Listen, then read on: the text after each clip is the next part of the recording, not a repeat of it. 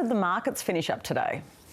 Well, quite a bit weaker, PK. So the Aussie dollar and the Australian share market were on the back foot for pretty much the whole day. But then they tumbled a bit further after the job figures were released. But then after they had a rethink and thought maybe this isn't as bad as we expected, and then they recovered some of their losses. So starting with the Australian dollar, at its low point, it fell to 68.4 US cents after the job figures were released. So within a few hours, it bounced back up to 68.7 US cents, where it is now.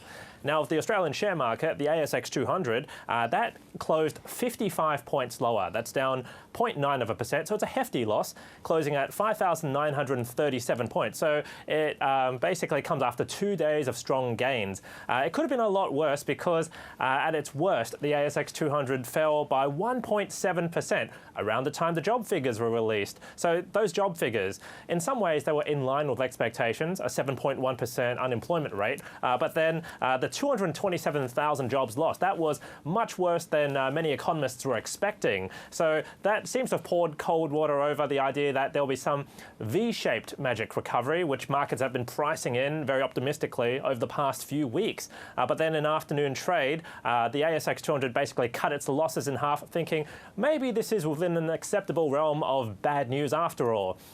So in terms of sectors which did well only one, utilities, and that was driven by AGL Energy, up 1.2%. Many of the weak performers were travel and retail stocks like Webjet and JB Hi-Fi, down almost 5%. The big banks were a major drag too, NAB down 1%.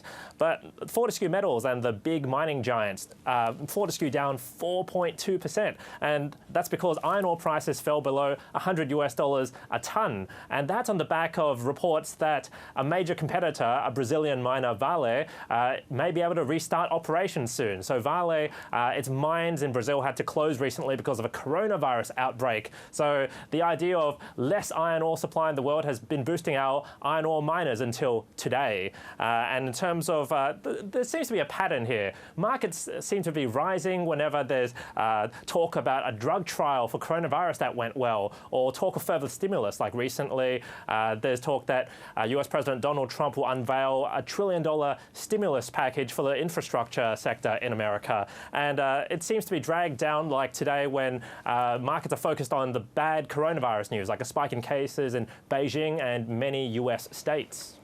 Thank you so much, David. No worries. I want to bring in my panel this